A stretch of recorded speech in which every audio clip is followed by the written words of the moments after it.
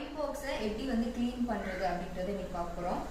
இது வந்து ரொம்ப இம்பார்ட்டண்ட்டான ஒரு ஸ்டெப். என்னன்னா நீங்கள் பாட்டுக்கு இந்த மாதிரி அயன் பாக்ஸ் இவ்வளோ ஒரு க்ளூ சப்ஸ்டன்ஸ் உங்களோட ஃபேப்ரிக் இருக்கு இல்லையா, அந்த ஃபேப்ரிக்கில் சம்டைம்ஸ் வந்து க்ளூ சப்ஸ்டன்ஸ்லாம் இருக்கும். நீங்கள் கேன்வாஸில் அயன் பண்ணுறப்போ அந்த கேன்வாஸில் இருக்க க்ளூ சப்ஸ்டன்ஸ் வந்து அந்த அயன் பாக்ஸில் வந்து ஸ்டிக் ஆகணும். அதே மாதிரி அந்த ஃபேப்ரிக்கில் ஸோ இதோடய சேர்த்து நீங்கள் மறுபடியும் அயன் பண்ணிகிட்டே இருந்தீங்கன்னா உங்களோட ஃபேப்ரிக்ல வந்து ஷ்ரிங்கேஜ் வந்துடும், கரெக்டாக அயன் பண்ணாது.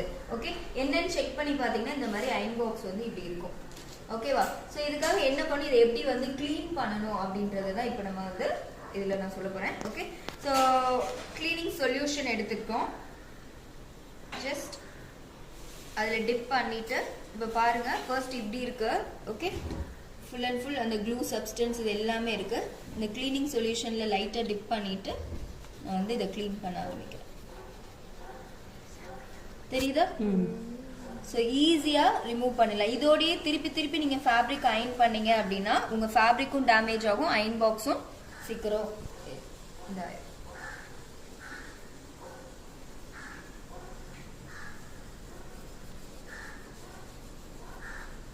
தெரியுதா? க்ளூ. ஓகே,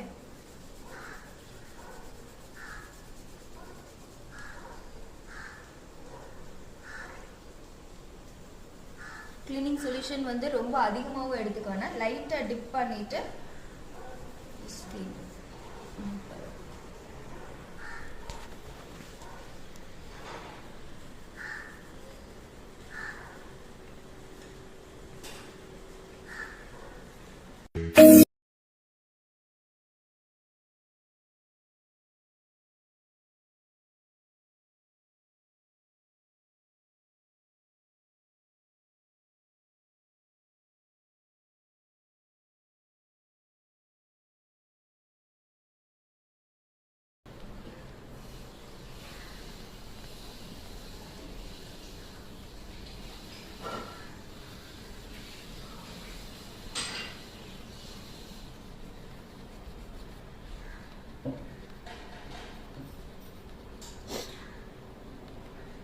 இந்த சின்ன டாட்ஸ் இருக்கு இல்லையா, இந்த குட்டி குட்டியாக அந்த ஸ்டீம் வர பார்ட்டு அதில் கூட நீங்கள் வந்து கரெக்டாக க்ளீன் பண்ணிடணும்.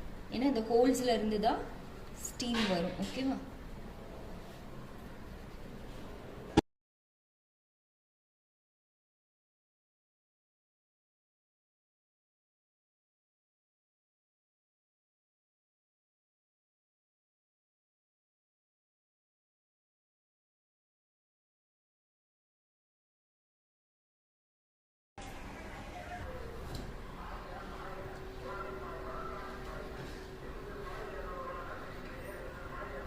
யா, டன். ஃபர்ஸ்ட் எப்படி இருந்தது, இப்போ எப்படி இருக்குன்னு தெரியுதா? கிளியரா? ஓகே, ஸோ இந்த மாதிரி க்ளீன் பண்ணதுக்கு அப்புறம் தான் யூஸ் பண்ணணும். அந்த க்ளூ சப்ஸ்டன்ஸோட யூஸ் பண்ணினா ஃபேப்ரிக்கில் டேமேஜஸ் வரும். கிளியர்? யா.